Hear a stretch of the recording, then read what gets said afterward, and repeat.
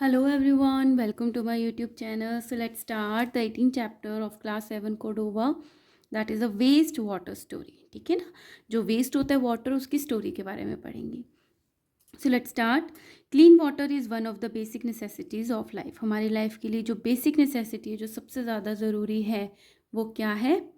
Clean water.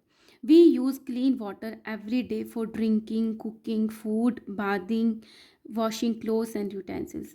हम daily किन किन चीज़ों में क्लीन वाटर को यूज़ करते हैं? पानी पीने के लिए, खाना बनाने के लिए, कुकिंग के लिए, फूड के लिए, नहाने के लिए, कपड़े धोने के लिए एंड यूटेंसिल्स, और हमारे जो बर्तन हैं उनको वॉश करने के लिए हमें क्लीन वाटर की ज़रूरत पड़ती है. फ्लशिंग टॉयलेट्स में फ्लश करने के लिए, ग्रोइंग क्रॉप्स, फसलों को उगाने के लिए, and even for the industrial use, और इंडस्ट्रीज़ में भी बहुत ज़्यादा क्लीन वाटर की ज़रूरत होती है. On using water it becomes dirty and unfit for other uses. तो जब जैसे इंडस्ट्री में यूज़ हो गया पानी, तो वो कैसा हो गया? डर्टी हो गया और अनफिट हुआ फॉर अदर यूजेस. हम फिर उसको किसी और चीज़ में काम में नहीं ले सकते, है ना.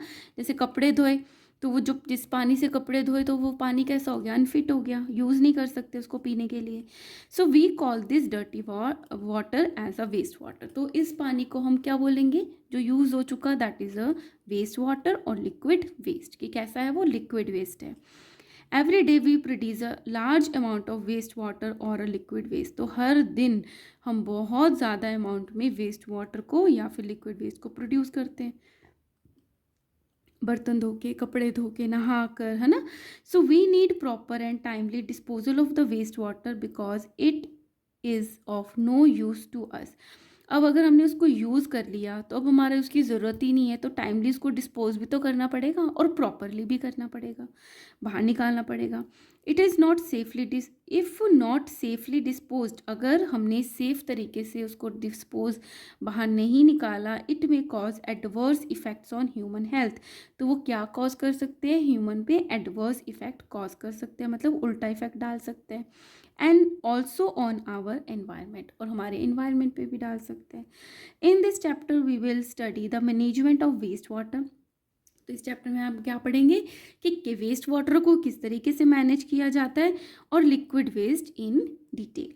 But before that let us know how sewage and its sources, about sewage and its sources. बट इससे पहले हम किसके बारे में पढ़ेंगे? सीवेज के बारे में, जो टॉयलेट का पानी होता है, कि किस तरीके से होता है, उसके बारे में जानेंगे, और उसके सोर्सेज के बारे में जानेंगे. ठीक है. सो लेट स्टार्ट. सीवेज. सीवेज क्या है? Sewage is the waste water which is carried away in the sewers. तो सीवेज क्या होता है? वो वाला पानी जो सीवर्स में कैरी होता है, तो उसको बोलते हैं sewage. An underground water pipe which carries away dirty waste water और the sewage is called the sewer. Sewer क्या होता है? वो वाली ट्यूब, वो वाली वाटर की पाइप जिसमें डर्टी पानी, जो कि सीवेज का पानी होता है, वेस्ट वाटर होता है, जो कैरी करता है, that is a sewer. The four major sources, और ये गंदे पानी के फोर मेजर सोर्सेज होते हैं. एक होता है डोमेस्टिक, एक होता है कमर्शियल, एक होता है इंडस्ट्रियल, और एक होता है रेन वाटर. तो ये सारे के सारे क्या हैं? फोर मेजर सोर्सेज हैं सीवेज के. डोमेस्टिक वेस्ट सीवेज में क्या होता है? This is the waste water from the kitchen sink, wash basin, bathroom, shower, bath tub and the faeces, that is the human excreta from the toilet etcetera. तो human से sewage में कहाँ जाएगा waste water? कहाँ कहाँ से आएगा?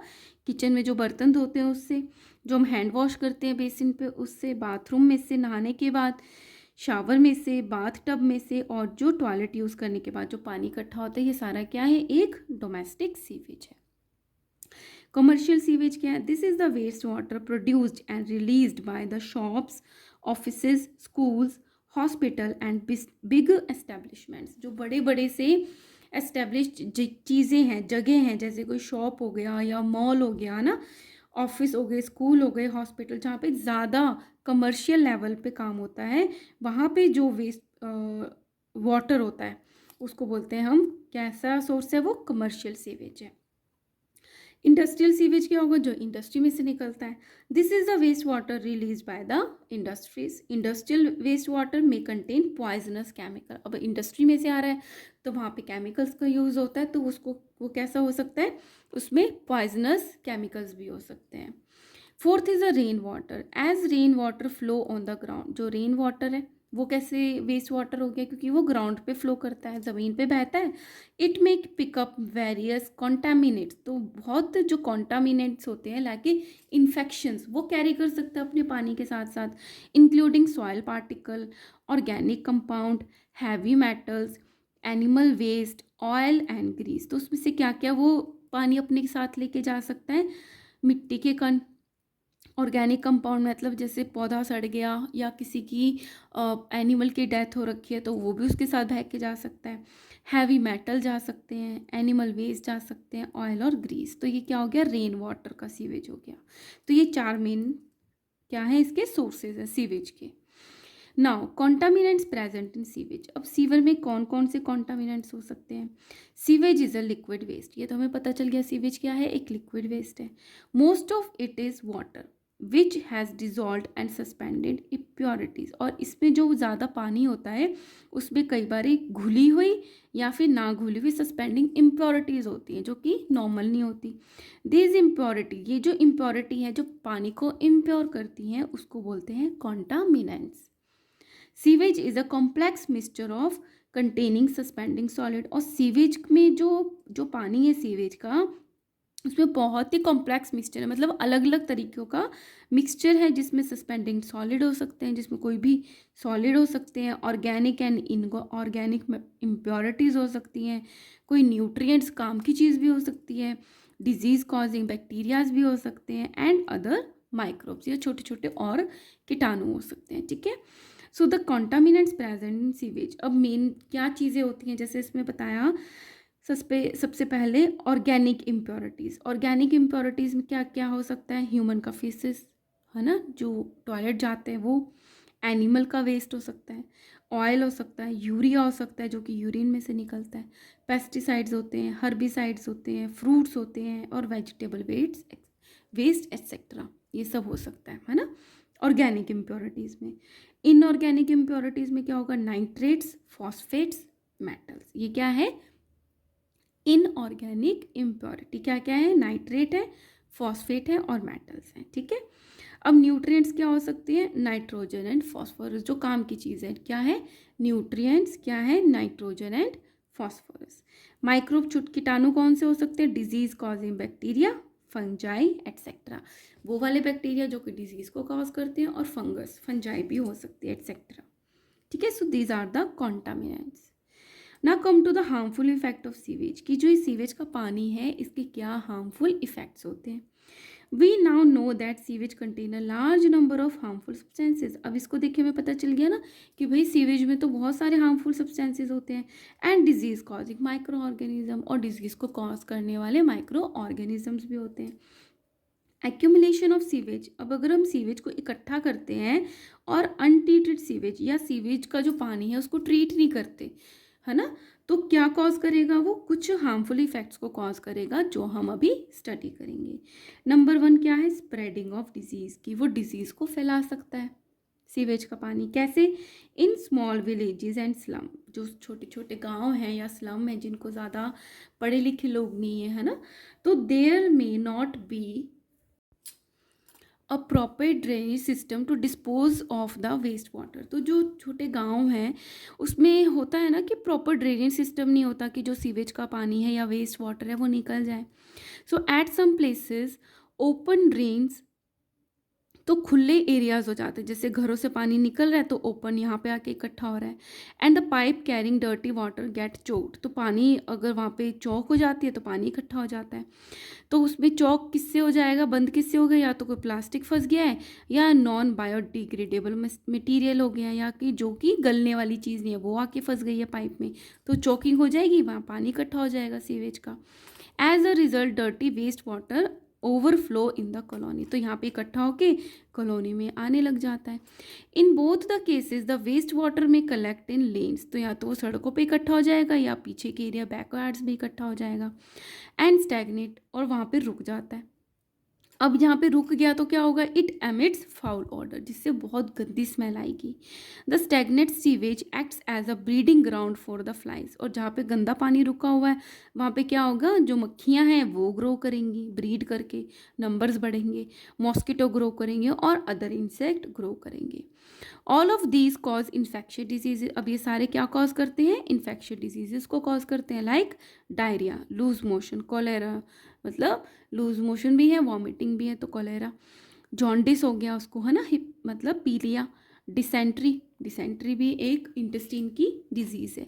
तो ये सारी डिजीजेस हो सकती हैं, है ना, अगर पानी इकट्ठा होता है। दूसरी चीज़ क्या हो सकती है, वाटर पोल्यूशन, पानी का पोल्यूशन ही तो हो रहा है। So at some places the local municipal bodies have laid a network of drainage pipe throughout the area. कुछ एरिया में क्या होता है, जो म्यूनिसिपल की बॉडीज़ हैं जो कि काम करती हैं म्यूनिसिपल में, वो एक नेटवर्क को बिछा के रखते हैं ड्रेनेज पाइप का थ्रू आउट द एरिया, पूरे एरिया में। Through this network the sewage is release into the near by water bodies. अब यहाँ से पाइप में से पानी तो आ गया, लेकिन जो आसपास के अगर कोई नदी है ना, कोई पॉन्ड है, वहाँ पे उसको खोल दिया जाता है, वहाँ पे वो डाल दिया जाता है पाइप्स के थ्रू, दैट इज लेक्स और reverse. So discharge of untreated sewage into the water bodies is one of the main source of water pollution. अब सीवेज का पानी सीधा पाइप से उन रिवर में डाल दिया तो हो गया ना वाटर पोल्यूशन सीधा सीधा। So thus the water pollution is the contamination of water by the harmful substances and germs. तो इससे क्या हुआ कि जो वाटर बॉडी थी, जो रिवर या लेक था, उसका पोल्यूशन हो गया, किससे, वो जो कॉन्टामिनेशन हुआ वाटर का, हार्मफुल सब्सटेंस भी आ गया और जर्म्स भी आ गए। Drinking water contaminated with sewage, अब वो पीने का पानी अगर उसमें सीवेज आ गया तो क्या होगा, can cause many diseases in people, तो जितने लोग पानी पियेंगे सबको डिजीज होगी, है ना। So trace and inspect the flow of waste water in and around your home, तो आपको क्या करना चाहिए, ध्यान रखना चाहिए कि आपके घर में या आपके आसपास जो पानी आ रहा है, वेस्ट वाटर आ रहा है या जा रहा है, वो किसके नेटवर्क से जा रहा है। Also find the problems which may be cause by open drains, और आपको ये पता होनी चाहिए कि ओपन ड्रेनिंग अगर करेंगे तो क्या क्या प्रॉब्लम हो सकती है। लीकिंग पाइप को आपको ठीक कराना है, या स्टैग्नेंट, ये रुका हुआ पानी है, वो भी आपको ध्यान रखना है। Prepare a report on the basis of your observation, अब आप इसके बारे में कोई रिपोर्ट रेडी करो कि जो आपने ऑब्जर्व किया अपने घर के आसपास। थर्ड इज यूट्रोफिकेशन, अब इसके बारे में पढ़ते हैं क्या होता है eutrophication. Sewage contain nutrients like the phosphate and nitrates, अब जो सीवेज है उसमें कुछ अच्छे न्यूट्रिएंट्स भी होते हैं जैसे कि फॉस्फेट और nitrates. The discharge of such nutrient-rich water into the water bodies cause increasing the growth of algae. Algae क्या है, माइक्रो ऑर्गेनिज्म है। तो अगर ये जो फॉस्फेट और नाइट्रेट्स हैं ये क्या है, न्यूट्रिएंट्स है, मतलब खाने की चीज़ें ग्रो करने के लिए हेल्प करती है। तो वहाँ पे जिस पानी में वो गया तो एल्गी इनको यूज़ करके ग्रो करेंगे।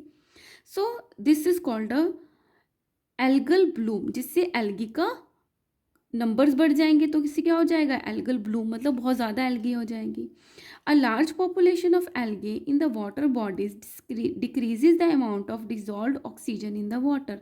अब क्या है, जो ये एल्गी होती है, जो पानी में जो घुली हुई ऑक्सीजन होती है उसको यूज़ करती है।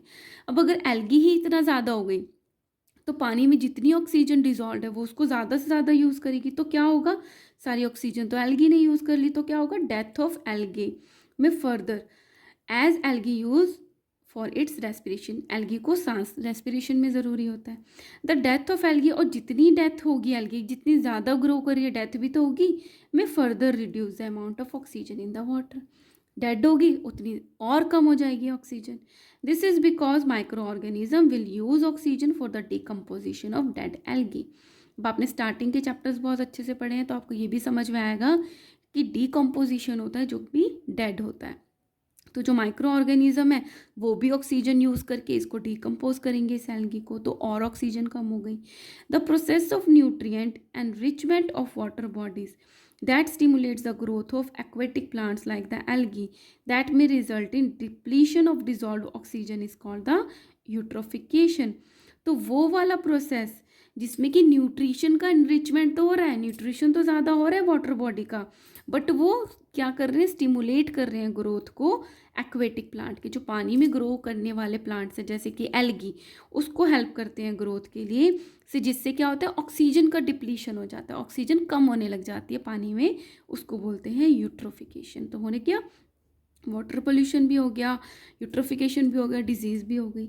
This cause the loss of biodiversity, तो इससे क्या हो जाएगा, बायोडाइवर्सिटी का लॉस हो जाएगा। और वो क्यों होगा, because the aquatic animal use oxygen dissolve in the water to live, तो इसमें जो भी ऑर्गेनिज्म रहते हैं लाइक फिशेज है या फ्रॉग हैं, वो भी डेड हो जाएंगे। क्यों, क्योंकि इसमें ऑक्सीजन की कमी हो गई है ना। Once the level of dissolve oxygen falls, जैसे ही एक बार कमी हो गई डिसॉल्व ऑक्सीजन की, fish and the other aquatic animal also begin to die, तो वो भी मरने लग जाते हैं due to suffocation. So this is a picture and this is a picture. This is a picture of an algal bloom and this is a picture of the dead fishes at sea shore. उसको oxygen ही नहीं मिल रही है survive करने के लिए, तो बेचारी suffocation से मर गई कितनी सारी, है ना। So here I am completing this first video. Guys, if you like my videos, kindly like, share and subscribe. Bye bye.